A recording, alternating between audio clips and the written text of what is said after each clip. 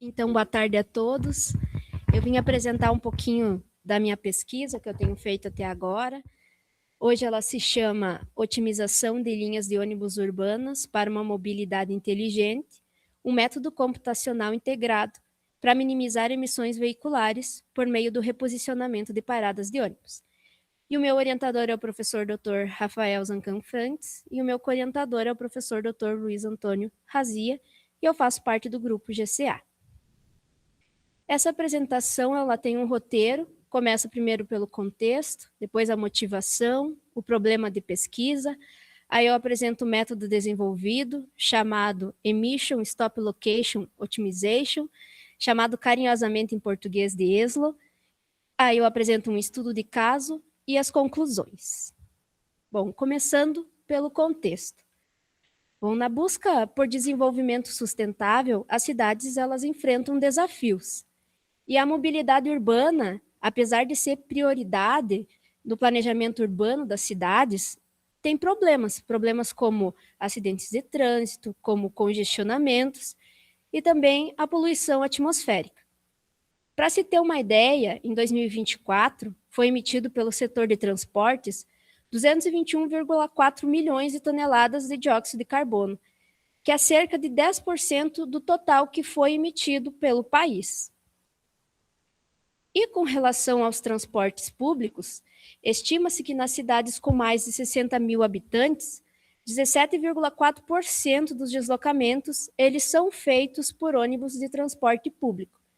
E apesar do ônibus ele ser um modo de transporte considerado sustentável por queimar menos combustível por pessoa do que os automóveis movidos a combustível fóssil, as suas emissões eles não devem ser negligenciadas, principalmente porque a maioria das frotas brasileiras elas são movidas a diesel.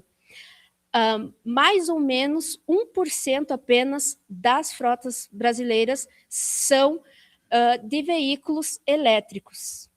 E a maioria desses veículos estão na cidade de São Paulo. Bom, essa emissão de poluição desses veículos, eles variam de acordo com a carga de passageiros, o estilo de condução do motorista, do clima, da hora do dia, do tipo de veículo, da idade do veículo e também da inclinação da estrada. E a inclinação da estrada, ela é um fator importante durante os eventos de arrancada dos ônibus. Para se ter uma ideia, então, quando a arrancada ela ocorre em aclive, o veículo ele demanda maior esforço. E isso altera tanto o consumo de combustível como a demanda de potência específica que é requerida pelo veículo, que nos veículos pesados é chamado de STP. E também, né, as emissões estimadas. Então, né, para se reduzir as emissões, pode-se alterar as frotas, né? Mas, para se substituir as frotas atuais por veículos elétricos, isso demanda investimentos, tanto em novos veículos, como também em infraestrutura. Isso demanda tempo e é uma solução de longo prazo. E as frotas atuais, elas demandam soluções de curto e médio prazo. E uma possível solução de redução de emissões seria reduzir as emissões durante as paradas de ônibus e nas arrancadas dessas paradas de ônibus durante as linhas de ônibus. Bom, então, foi pesquisado na literatura sobre as emissões dos ônibus e a redução das emissões de ônibus nas paradas de ônibus. E para isso, então, foi encontrado 3 tipos de estudos. O primeiro deles, então, foi modelos de otimização espacial. E nesses modelos de otimização espacial, as emissões eles não eram uma variável, mas sim uma consequência somente da otimização. Então, as principais variáveis desses modelos de otimização espacial era o custo operacional, a demanda de passageiros, também a velocidade e o espaçamento ótimo entre paradas. E, em consequência, então, dessa otimização, se tinha uma redução de emissões que não era quantificada. Aí também tinha os modelos de estimativa de emissões. Esses modelos, eles quantificavam as emissões nas paradas de ônibus, porém não se otimizava esses locais das paradas de ônibus. E o terceiro, então, eram as abordagens proxy. Essas abordagens proxy, elas utilizavam a demanda de potência como fator ambiental para se reduzir o consumo. Porém, também não se quantificava as emissões. Então, é a partir daí que nós temos uma lacuna, que apesar de ter esses modelos de otimização, não há nenhum deles que integre as paradas de ônibus com a inclinação da via, nem a demanda de potência e nem as emissões. E daí, então, surge o nosso problema de pesquisa, que é determinar as posições alternativas para paradas de ônibus ao longo de uma linha de transporte público urbano, com o objetivo de reduzir as emissões associadas às fases de arrancada. Então, aqui, nesta figura, nós temos uma linha de ônibus com paradas que podem ser modificadas e uma parada fixa, que eu gosto de usar como exemplo a parada do campus, que é uma parada que demandaria uma infraestrutura muito grande para se trocar de lugar. E junto a essas paradas, então, nós temos emissões veiculares associadas na arrancada. E a solução, então, para reduzir essas emissões seria a proposição de um método computacional integrado para a otimização da localização dessas paradas de ônibus, que incorpore a geometria da via, o perfil altimétrico e também a estimativa das emissões durante a fase de arrancada, onde, então, algumas paradas seriam trocadas de local e se reduziria as emissões associadas à sua arrancada. E a nossa hipótese, então, é a integração entre modelos de otimização da localização de paradas e modelos de estimativas emissivas permite identificar posições de paradas que reduzem as emissões associadas à fase de arrancada e constitui uma alternativa às abordagens que tratam tanto a otimização espacial e as estimativas emissivas de forma independente. E agora apresentando um pouquinho do método ESLO. Bom, o método ele precisa de uma entrada, que são dados geoespaciais da linha de ônibus. E eu trago como exemplo, tá, um vetor que ele precisa que os dados eles tenham um nome e latitude e longitude. Cada ponto precisa de latitude e longitude. Esses pontos, eles são pontos de referência de mudança de sentido da linha e também dos locais que ficam as paradas de ônibus ao longo da linha e devem ser postos sequencialmente, conforme acontece a linha de ônibus. E aí, posteriormente, há uma primeira etapa, que é a construção do perfil altimétrico dessa linha, e então é feita a estimativa das emissões de arrancada, e aí é feita a otimização do posicionamento das paradas, e aí se tem uma saída com a avaliação comparativa dos cenários. Então, falando primeiramente, né, da construção do perfil altimétrico da linha, se tem uma construção da representação da geometria, que seria colocar esses dados sequencialmente conforme acontece a linha, e aí nós temos uma parametrização da geometria da linha por distância acumulada. Por que essa fase é necessária? Porque muitas vezes esses pontos de referência de paradas, eles podem estar muito longe e a gente precisa que essa linha seja densificada de pontos para que se tenha mais pontos com altitude. Então, foi estipulado que a cada 20 metros nessa linha se tenha um ponto. E essa quantidade de 20 metros, né, esse valor, é conforme o DENIT estipula para fazer um estaqueamento viário, tá? De projeto.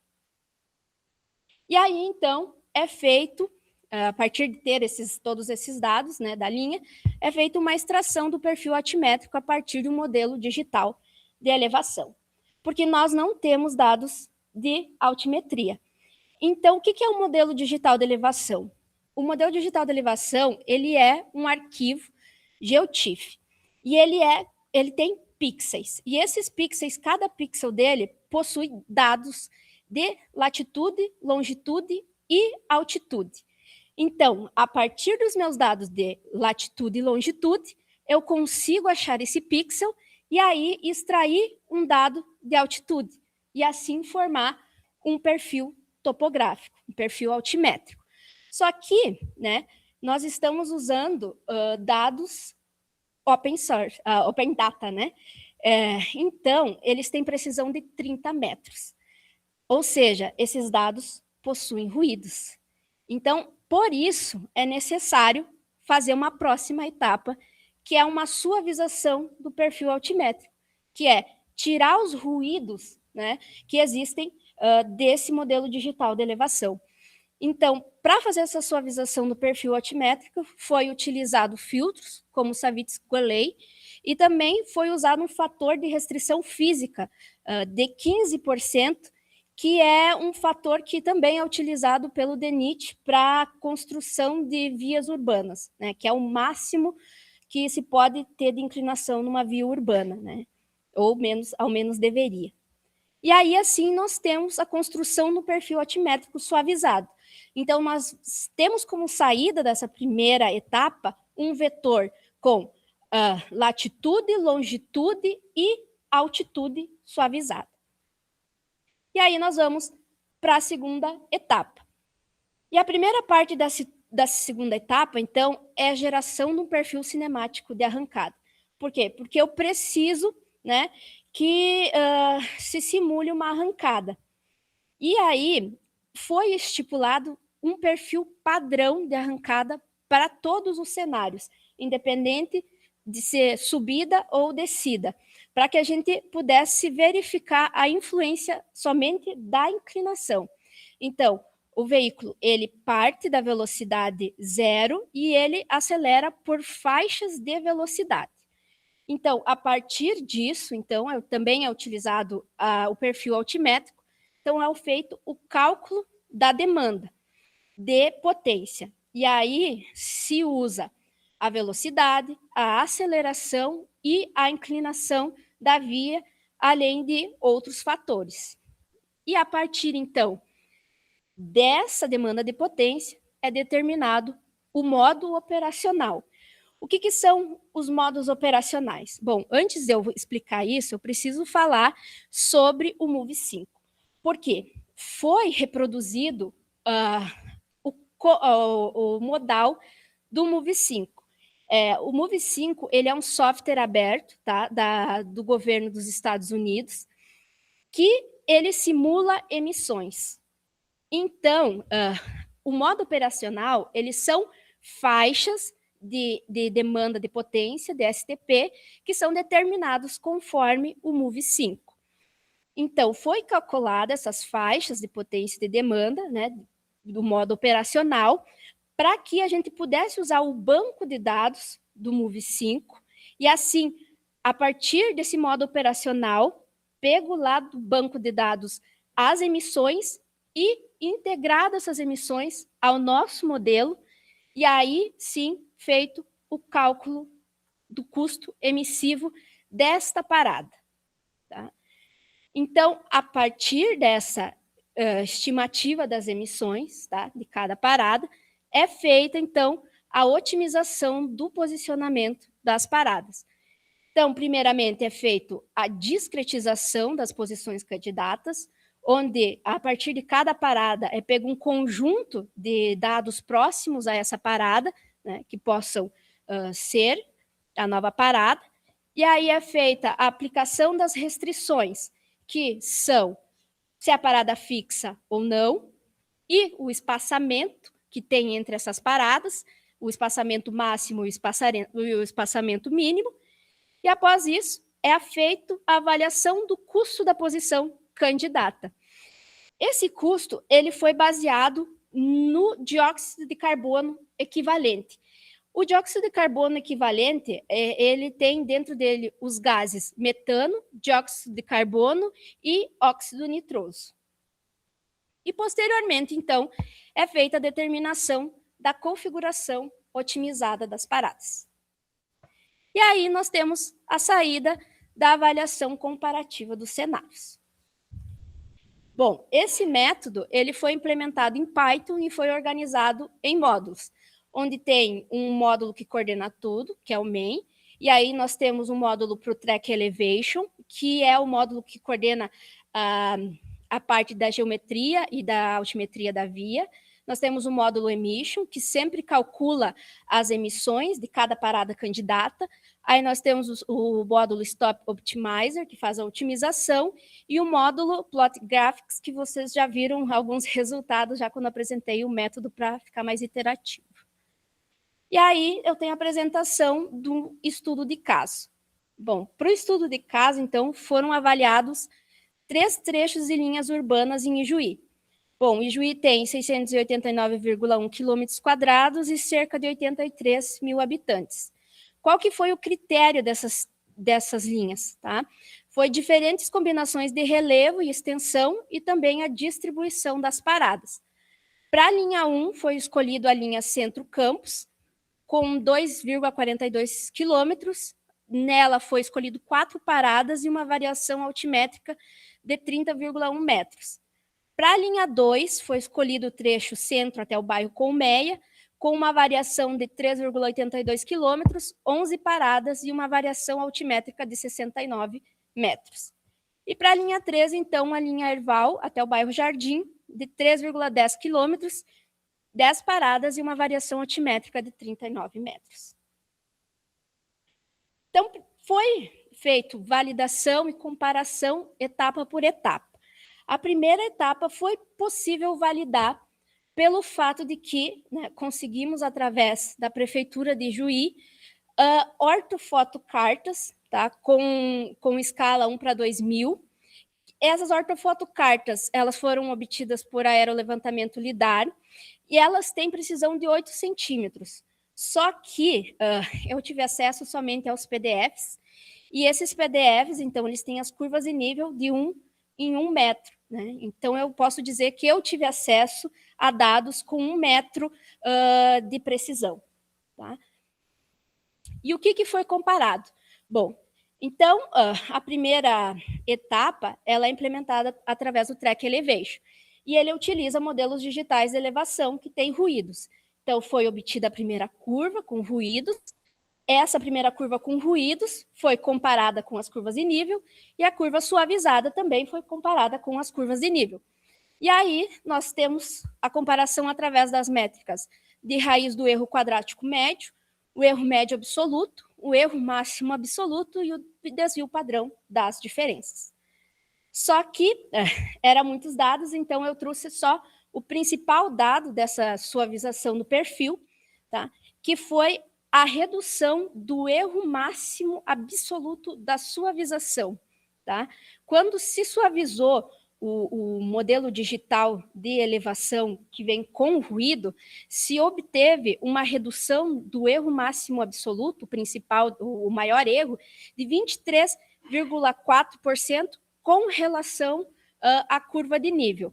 E também o maior erro de inclinação se obteve uma redução de 47,5% do maior erro. Tá? Também pôde-se perceber que a suavização manteve, né, o perfil parecido com a curva de nível. Na linha 2 também houve uma redução do erro máximo absoluto de 12,1% e da inclinação também houve uma redução de 45,1%.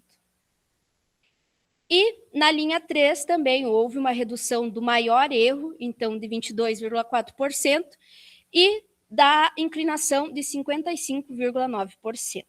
Então percebe-se que esses picos, né, que os maiores picos foram suavizados. Então, a análise comparativa das emissões estimadas. Então, foi reproduzido a lógica modal do MOVE5, do software, porque ele tem os cálculos dele todos no manual. Então, foi comparado para ver se os resultados do nosso método, eles eram similares ao do MOVE5. E essa comparação, então, ela foi feita por erro médio e erro máximo absoluto, sob condições equivalentes de entrada, ou seja, com os mesmos modos operacionais para ambos os softwares, né? Para o método e para o software. Então, os inventários produzidos, tanto pelo método quanto pelo MOVE5, eles apresentaram elevada proximidade numérica. Com todas as curvas simuladas, eles sempre apresentaram uma diferença média fixa, tá? Tanto para os poluentes como metano, monóxido de carbono, hidrocarbonetos e óxidos nitrosos, foi uma diferença de 10 na menos 5, tá? Ou seja, pode ser uma diferença de casas de vírgula. E para dióxido de carbono e dióxido de carbono, foi o dióxido de carbono equivalente, foi para 0,1%, também uma diferença muito pequena. E para os óxidos de nitrogênio, houve uma diferença maior, que é de 0,52%. Acredito, né, que essa diferença maior dos óxidos de nitrogênio seja porque eles têm coeficientes de oxidação e também de umidade aos quais eu não consegui aplicar, né, ou encontrar dentro lá dos bancos do MOVES, tá? Porque é sempre a mesma diferença independente da linha que eu coloque lá. E aí, né, para o final, o que foi feito? Bom, para a segunda etapa, eu preciso de um vetor com latitude, longitude e altitude. Então, eu peguei e coloquei na segunda etapa, primeiramente, os dados da curva de nível para saber se o meu método otimizava o perfil altimétrico da curva de nível, tá? E aí, ele teve uma redução somente de 0,9% de emissões com a otimização das paradas na linha 1. E quando colocava o perfil altimétrico proveniente dos modelos digitais de elevação suavizados, houve uma redução de 9% de emissões. Com relação, então, à linha 2, houve uma redução com relação às curvas de nível de dióxido de carbono equivalente de 8,7 e com as curvas com o track elevation, então, uma redução de 9,8. E na linha 3, com as curvas de nível, 16%, e com o track elevation, 15,2%. Bom, quais que são, então, as conclusões? A inclinação da via, ela pode alterar o esforço veicular durante a arrancada e modificar os inventários de emissões associados à operação de ônibus urbanos. Principalmente porque foi utilizado um perfil padrão de arrancada para todos, independente se era subida e descida. Então, o fator principal que alterou as emissões foi a inclinação, tá? E o método ESMO, então, foi desenvolvido integrando geometria da via, perfil altimétrico, uma modelagem física da arrancada, emissões modais e otimização espacial em uma estrutura computacional unificada. E a suavização estabilizou a inclinação da via e reduziu oscilações locais do perfil altimétrico.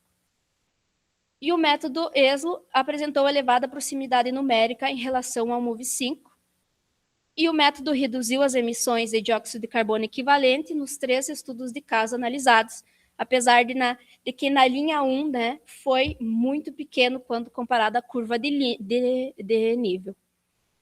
Mas isso está dentro das limitações, então, porque a primeira limitação é dependência da qualidade altimétrica dos modelos digitais de elevação, porque possivelmente, né, quando foi analisado, é essa diferença, né, mesmo sendo a mesma linha, ser o da curva de nível ter dado menos do que a do nosso método, é por causa da qualidade do modelo digital de elevação, que é de 30 metros.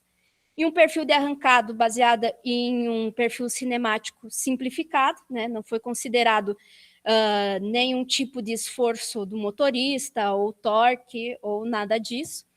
E uma dependência da lógica modal do Move 5, já que nós não temos os nossos próprios inventários, né, que considerem inclinação e potência como um fator para as emissões, e a restrições urbanas reais não incorporadas ao processo de otimização. Ou seja, ele otimiza a parada, mas ele não considera se lá onde foi colocada a parada vai ser ou no meio da rua, ou se vai ter um poste, ou se vai ser na frente de uma garagem. Então, para trabalhos futuros, a integração de obstáculos das vias urbanas e a inclusão de tráfego e tempos semafóricos. Então, muito obrigado pela atenção. Não sei se não passei do tempo.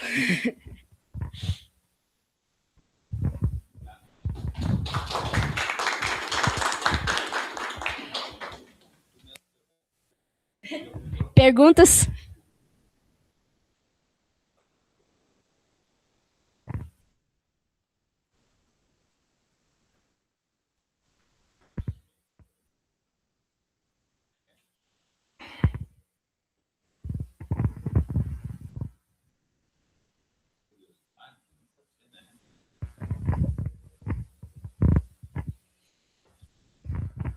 Bom, primeiro,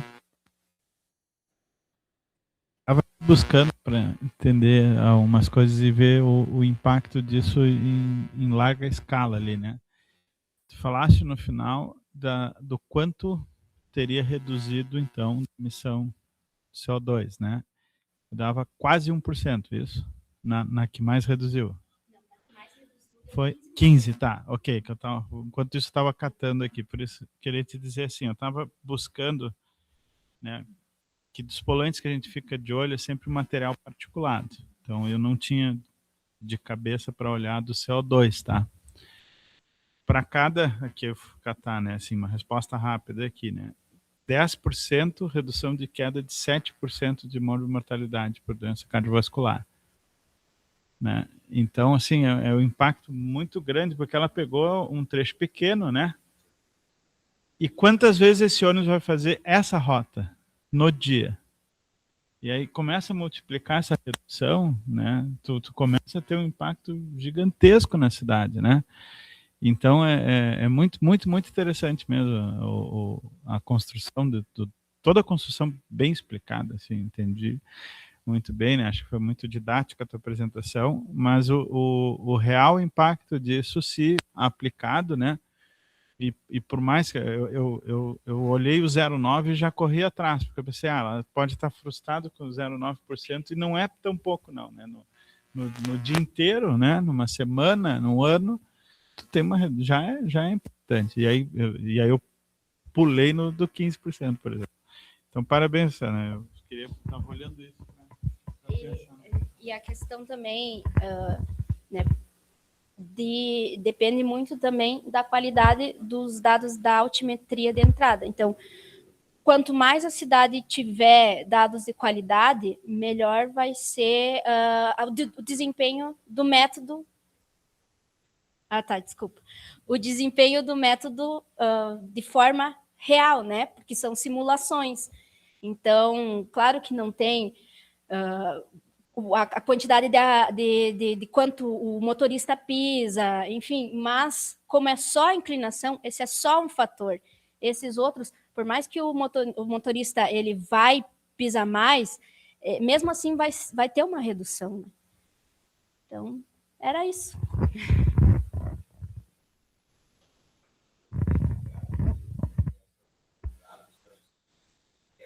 Uhum.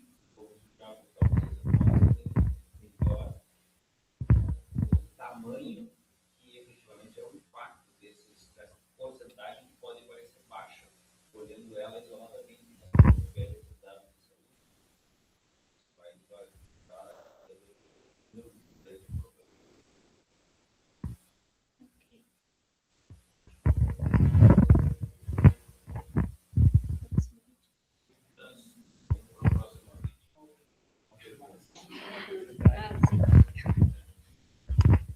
parabenizar pelo trabalho.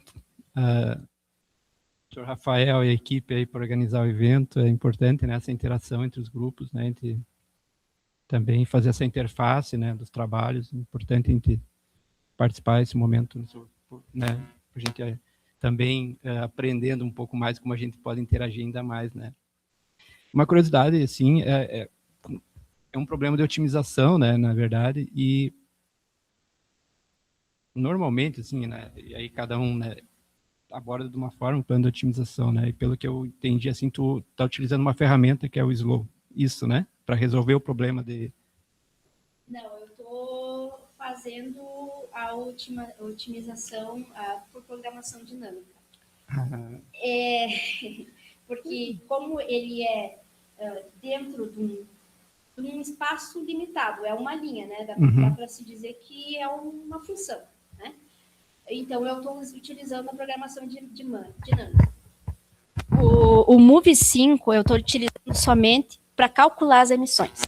Então, para todo candidato, tá? Que ele pega, entra lá de novo e calcula quanto que esse 100 metros para frente. Daí ele calcula a arrancada, 100 metros para frente. Deu tal emissão. Aí ele vai para outro candidato. 100 metros. Quanto que deu a emissão? Não, então esse deu menos. Entendeu? Isso, exato.